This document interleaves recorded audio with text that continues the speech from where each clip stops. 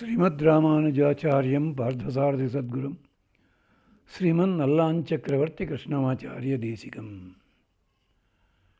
నాయనగారు, అదే పేరు కలిగిన అమ్మగారు ఎన్సిహెచ్ కృష్ణమాచార్యుల వారు, పార్థసారథి గారు రామానుజ శబ్దంతో అమ్మగారిని రామాను పిలుస్తారు. రామ అనుజ అంటే అమ్మగారి తర్వాత పుట్టినవారు పట్టాభిరామాచార్య గారు, మేనమామ గారు. ఆయన రామానుజుడు అంటే లక్ష్మణుడు అని కూడా అర్థం ఉంది. మాకు బిఎస్సిలో ఎస్కే లక్ష్మణరావు గారు, ఎంఎస్సిలో అయితే పివి లక్ష్మణరావు గారు ఆయన ఒక ఆయన. హై స్కూల్లో కూడా లక్ష్మణరావు మాస్టర్ అని చెప్పి ఆయన మాకు మ్యాథ్స్. ఇలాగా లక్ష్మణ శబ్దంతో కాదు, మా ఆచార్యులలో పురాణ రత్నాకర బిరుదాంకితులు రామానుజాచార్యుల వారు. లక్ష్మణ శబ్దంతో ఉన్న ఇంతమంది ఆచార్యులు, వీరందరి ప్రేరణ చేత విద్య నేర్చుకోగలిగాం, ఎదగగలిగాం అని జ్ఞాపకం చేస్తూ ఇంతమంది ఆచార్యులలో ముందుగా వారికి నమస్కారం చేసుకుంటూ విషయంలోకి వస్తున్నాం. క్షమించాలి, కొద్దిగా అనారోగ్యంగా ఉన్న ఇది ఊరికనే కూర్చోలేక చేస్తున్నాం అన్నమాట. దయచేసి సహకరించండి, మన్నించండి. ఇక్కడ అర్జునుడి పేరు చెప్పి అర్జునుడెక్కిన రథం గుర్రాల గురించి మాట్లాడుకుంటున్నాం. శత్రువు వినస్థితి అంటే చెప్తున్నాం కదా, గుర్రములను తెలుసుకున్నా, గుర్రముల విశేషాలు తెలుసుకున్న అర్జునుడు తలుచుకున్నా, ధనంజయుడిని తలుచుకున్నా మన పాపాలు పోతాయనడానికి, ఎన్ని రకాల పాపాలు ఎలా పోతాయో సూచించడానికి ఇది మాట్లాడుకుంటున్నాం అని చెప్తూ, అశ్వములకు నమస్కారం చేస్తున్న దేవతలారా క్షమించండి అని చెప్పినప్పుడు కృష్ణ యజుర్వేద సంహిత ఇంకో మాట చెప్పింది. ఏమిటి గొప్పతనం ఏమిటి అని అంటే, మన వేదంలో ఉన్న విశేషం మీకు మాట చెప్పుకున్నాం కదా. ఏమిటది? వేదంలో ప్రతి సన్నివేశం కూడా ఎక్కడొక్కడ పురాణానికి అనుసంధానం చేస్తుంది. శ్రీమద్ రామాయణంలో వాల్మీకి నోటి వెంట సంస్కృత శ్లోకం వచ్చినప్పుడు దేనివల్ల వచ్చింది? క్రౌంచ పక్షి విధారణ వల్ల వచ్చింది. అది ఏ క్రౌంచం కాకుండా ఇంకేదో పక్షి పేరు చెప్పచ్చు కదండి. మగపక్షి పేరు, మగపక్షిని తప్ప అదంతా కథ మీకు తెలుసుంది. క్రౌంచం ఎందుకని? దీంట్లో వేద సమానం ఏమిటో తెలుసా అండి? ఏదైనా పని చేస్తుంటే యాగముగా భావించినప్పుడు నదీ తీరంలో మొదలుపెట్టమన్నాడు, ఆచమనం చేసి మొదలుపెట్టమన్నాడు, సరస్తీరంలో మొదలుపెట్టమన్నాడు. ఈ యాగము కూడా కావ్యరచన అశ్వమేధం లాంటిదిట. అశ్వమేధం అన్నది నదీ తీరంలో ప్రారంభించాలి. వాల్మీకి రామాయణ రచన అనే అశ్వమేధానికి నాంది సరయూ నదీ తీరంలో జరిగింది. మరి అశ్వమేధంలో ఇంతకుముందు చెప్పుకున్నాం, జంతువుల్ని వీటిని కట్టేస్తారని చెప్పి. సరస్వతిని ఆహ్వానించడానికి ఏం కట్టేశారు? అక్కడ క్రౌంచ పక్షిని కడతారు. ఇదిగో క్రౌంచం ఇక్కడుంది. వాచే క్రౌంచం, క్రౌంచము కూసే ఆ కూతకి సరస్వతి అధిదేవత. అందుకని క్రౌంచ పక్షిని కొట్టగానే సరస్వతి కోపం వచ్చింది, ఆవిడ కదలి వస్తోంది ఇక్కడ. అందుకని సరస్వతి వాల్మీకి నోటి మీద కూర్చుని శాపం పెట్టింది. అంతేకాదు, క్రౌంచ పక్షిలాగా గట్టిగా కూత కూసేది రాక్షసుడికి ప్రీతి అని చెప్పి యత్క్రౌంచం తదాసురమన్వా, రావణాసుడిగా దాంట్లో ఉంది కదా. బాలకాండ ప్రారంభమే రాక్షస సంహారం. బాలకాండలో రాముడి బాల్యం ఏం చెప్పలే, 2 శ్లోకాలు అయిపోయిన బాల్యం అంతాను. మొత్తం కథ అంతా ఎవరిదంటే బాలకాండలోను విశ్వామిత్రుడు, రాక్షస సంహారాలు, తపోభంగాలు ఇవన్నీ అక్కడ చూడండి ఒకసారి. అందుకని బాలకాండ పేరు ముందు బాలకాండ. ఎవరా బాలుడు? పరమాత్మ కాదు. పాండిత్యం నిర్విద్య బాల్యేన తిష్టాసేతు. పాండిత్యమంతా సంపాదించి ఆ పాండిత్యాన్ని పరమాత్మకు అర్పించేలాంటి బుద్ధి కలిగిన బాలుని వలె ఉండాలి. అదిగో ఆయనే విశ్వామిత్రుడు. అందుకని అలాంటి అశ్వమేధం అన్నది చేసేటప్పుడు అశ్వానికి నమస్కారం చేస్తూ, ఈ మంత్రాలు అలాగే పనిచేస్తాయి, ఎక్కడో రిమోట్గా అనిపిస్తాయి, కానీ చూస్తే సమన్వయం అద్భుతంగా కుదురుతుంది. ఆక్రాన్వాజీ పృథివీ అగ్నిం యుజం అకృత వ్యాజర్వ వాజీ అంతరిక్షం ఆక్రాన్ ఆక్రాన్ వాజీ పృథివీం. వేగవంతమైన గుర్రము భూమినంతా కూడా ఆక్రమిస్తుంది. అగ్నిం యుజం. ఈ వేగవంతమైన అశ్వము తన వేగం లాంటి పద్ధతితోటి అగ్నిని కూడా నిర్వాహకుడిగా చేస్తుంది. చూడండి, యజ్ఞవేదిక నిర్మించాలి, ఆ భూమింతా దున్నుతారు. దున్నిన తర్వాత అశ్వక్రాంతి రథక్రాంతి వసుంధర, దాని మీద రథం నడిపిస్తారు, బళ్ళు నడిపిస్తారు, తర్వాత గుర్రాల చేత నడిపిస్తారు. గుర్రాల పాదాహతి చేత ఆ భూమి అంతా పవిత్రమవుతుందన్నమాట. అది మనకి తైత్రీయంలో కూడా ఉంది, విశేషంగా మన వేదాల్లో కూడా ఉంది ప్రత్యేకించి. అంచేత అలాంటి గుర్రం ఇది. వాజీ అంతరిక్షం ఆక్రాన్. ఈ గుర్రము ఆకాశాన్ని కూడా ఆక్రమిస్తుంది. గుర్రాలు పగిడుతుంటే ఆకాశంలో ఎగిరిపోతున్నట్టుగా ఉన్నాయండి అంటాం కదా మనం, ఇలాగా. అంతేకాదు, వాజీ అర్వన్ వాయుం యుజం అకృత. అంతరిక్షంలో ఉన్న వాయువుని నిర్వాహకుడిగా చేసింది ఈ గుర్రమే. అంటే నిర్వాహకుడు అంటే రెండో అర్థం, మేనేజ్ చేస్తాడని, వాహనము లేనివాడని. అందుకనే అశ్వను వాయువు కూడా వాహనం అయ్యింది, నిర్వాహకుడిగా చేసింది. వాజీ ధ్యాం ఆక్రంత. వాజీ సూర్యం యుజం అధృత. ఈ గుర్రములే సూర్యుడికి వాహనాలయ్యాయి. ఈ గుర్రములే సూర్యుడికి వాహనమయ్యి కాంతి చేత ఆకాశమంతా వ్యాపిస్తున్నాయి. వ్యాపించింది సూర్యుడు కాదు, సూర్యుని గుర్రములు. ఏమిటా గుర్రములు? కాంతి కిరణములు. దీనికే ఉపనిషత్తు ఆ మంత్రాలన్నీ చెప్పుకుంటూ వెడితే సమయం చాలా పట్టే అవకాశం ఉంటుంది కనుక ఒక్క మాట చెప్పుకుందాం. గుర్రము యొక్క శిరస్సు అన్నట్టు గుర్రం అన్నాం కదా, గుర్రము కంచరగాడిదే ఒకే జాతి కదండి. గుర్రానికి ఎందుకని గొప్పతనం అన్నాడు. మిగిలిన జంతువులన్నిటికీ ఒక పలు వరుసే ఉంటుంది, రెండు వరుసలు ఉండవు. ఉభయోదద్భిహి, రెండు పలు వరుసలు ఉంటాయి. ఎద్దు కానీ ఆబోతు కానీ ఉంటే ఒకటే పలు వరుస ఉంటుంది, అందుకనే ఇది నెమరేస్తూ కూర్చుంటుంది. ఇక్కడ గుర్రానికి రెండు పలు వరుసలు, అంచేత మిగిలిన జంతువుల కంటే ఇది గొప్పది. మరి కంచరగాడిది కూడా అలా ఉంటుంది కదండి. అంటే కంచరగాడిదికి దీనికి తేడా చెప్పింది. లోమభిహి పుచ్చభిహి రోమభిహి. ఒంటి మీద ఉండేవన్నీ కూడా లోమములు. రోమములు అంటే జుట్టు, మెడ మీద పైనుండే శిరస్సు మీద ఉండే రోమములు. గుర్రానికి చూడండి, మిగిలిన లోమాలు జంతువులకి దానికి సమానమే, కానీ గుర్రానికి మెడ మీద జూలు ఉంటుంది, బ్రహ్మాండమైన జూచు. అంటే సింహానికి ఉంటుంది కదండి, సింహానికి మెడ మీద ఉండదు, తలకాయ చుట్టూ ఉంటుంది. అది విశేషం. గుర్రానికి మెడ మీద జూలు ఉంటుంది. మరి తోక లోమభిహి పుచ్చభిహి. తోక చూడండి, గుర్రం తోక లాంటి అందమైన తోక ఏ జంతువుకైనా ఉంటుందా? ఆలోచించండి ఒకసారి. అది విశేషం అక్కడ. అల్లాగనమాట.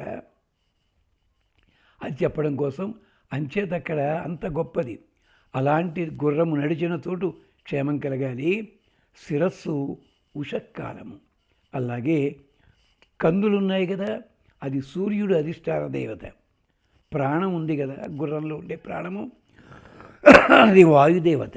ఎంత దూరమైనా వెళ్ళగలదు వాయువు. గుర్రం కూడా అంతే. శ్రోత్రం ఉందే, చెవులు, దిక్పాలకులు మాత్రమే కాదు, చంద్రుడు కూడా శ్రోత్రము. పాదాలున్నాయి, దిక్కులు.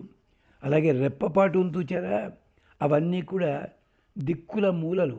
అంటే ఆగ్నేయ వాయు నైరుతి ఈశాన్యములు, ఆ దిక్కులన్నీ కూడా.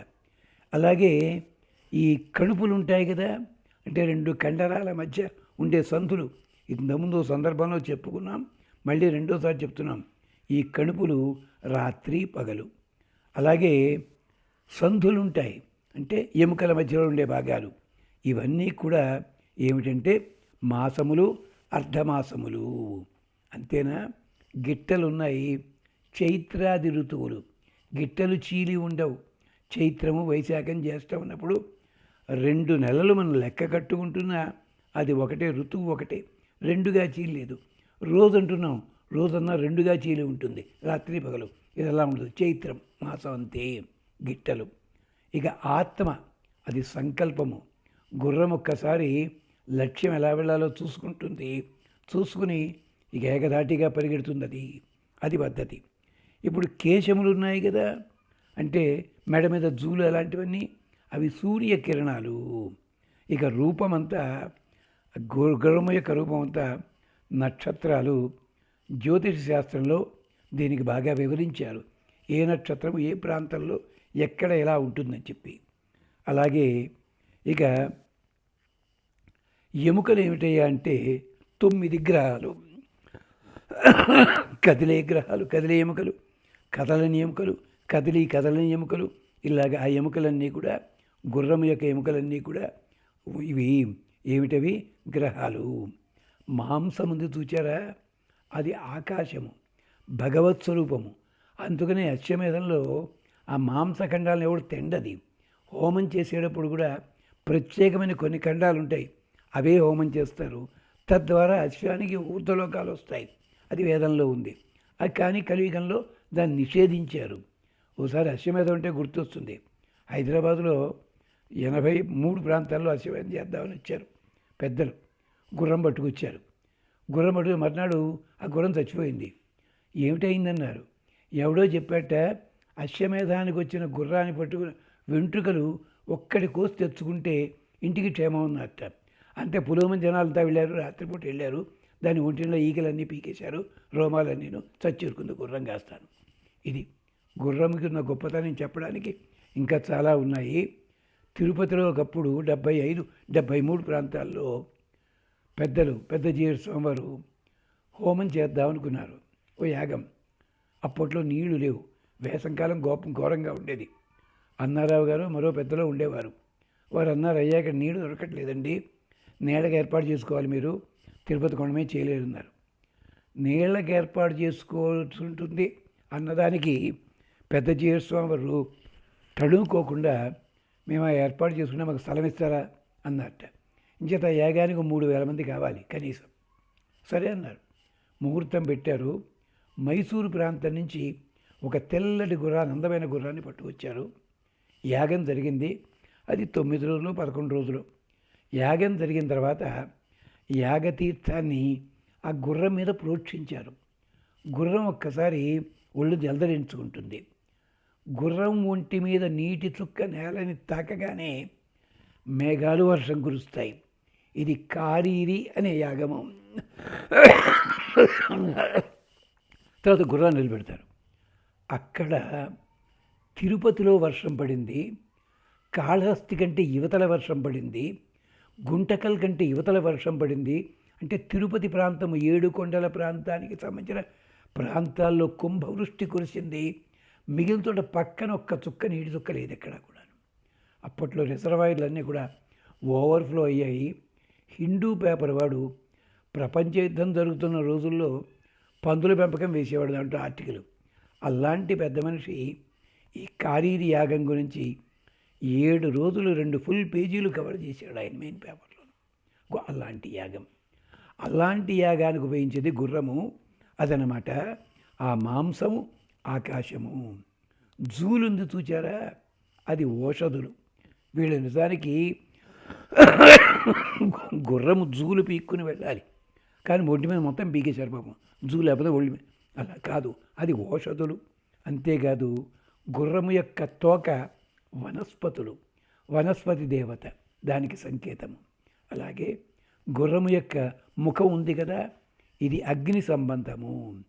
అలాగే గుర్రము కళ్ళు తెరవడం ముయ్యడం ఉందే, ఇది వైశ్వానరుడు, అగ్నికి సంబంధించిన విశేషం. ఉదరము సముద్రము, అలాగే పాయువు అంటే గుహ్యభాగము అంతరిక్షము, శేఫము సోముడు, వృషణము జ్యావాపృథువులు, దేవత సోముడు, హేష వేదముల ఘోష. ఇది విష్ణు ధర్మోత్తరంలో చాలా బాగా వివరించారు. గుర్రములకి లక్షణ వివేకం చెప్తాను. అలాగే ఇక్కడ రథం ఉందే, అశ్వక్రాంతే రథక్రాంతే అన్న తోట ఈ రథానికి కూడా దేవతలు ఉన్నారు. ఇది కూడా కృష్ణ యజుర్వేదం తైత్రీయ బ్రాహ్మణం 5వ ప్రపాఠకం చెప్పింది.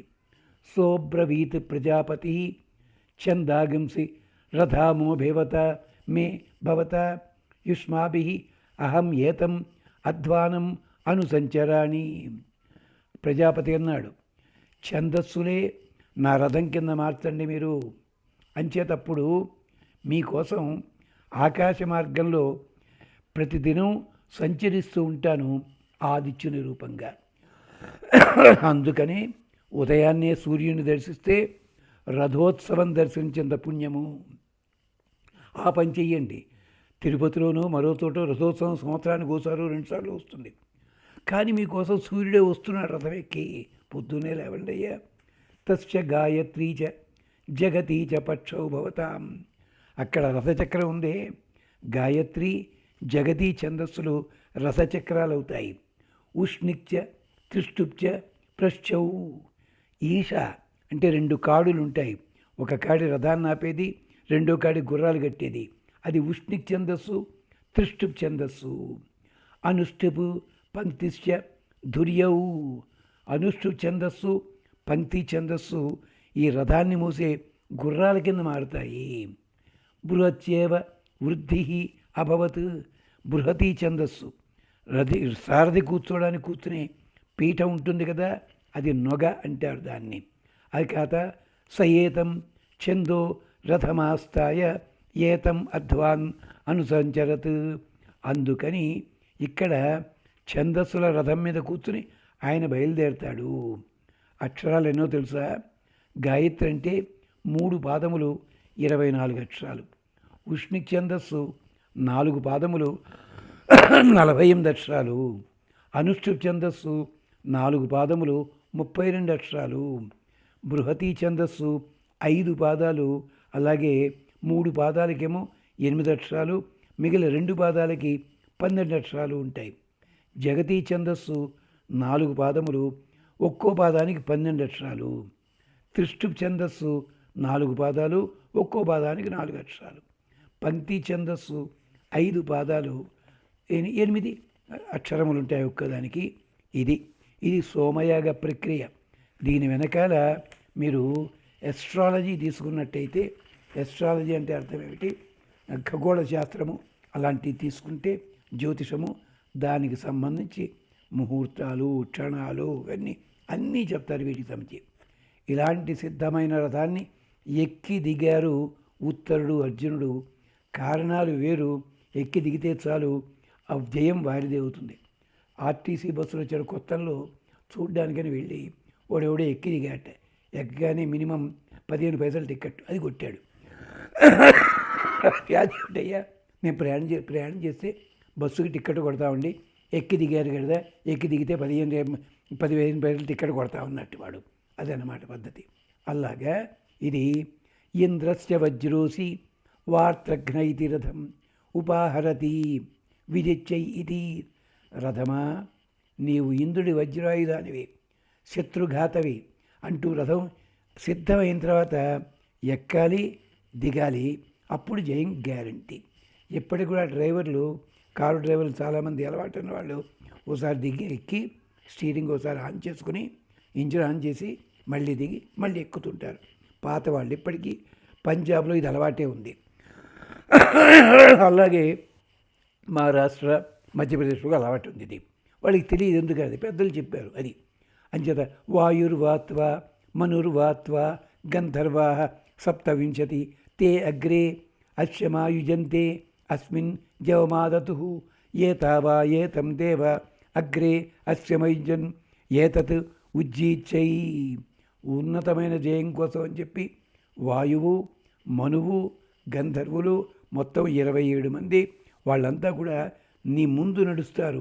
అశ్యమాయుయంతే, అశ్యములను కడతారు. అస్మిన్ జవమాతదు, ఈ గుర్రములకి అంతటి బలగాన్ని కూడా అందిస్తారు వాళ్ళు. అంచేత ఓ రథమా, ఓ అశ్వములారా మమ్మల్ని రక్షించండి. అందుకనే ఉత్తర గోకర్ణం లోపల ఉత్తరుడు, అర్జునుడు రథం ఎక్కి దిగారు. ఇదంతా ఇంత వర్ణనకి ఇది వేదం కారణం. అది గమనించండి, వేదంలో ఉన్నది. మరిన్ని విశేషాలు మళ్ళీ మాట్లాడుకుందాం. అశ్వముల గురించి వివరాలు నకుడి దగ్గర ఇంకా ఉంటాయి, అక్కడ చెప్పుకుందాం. స్వస్తి.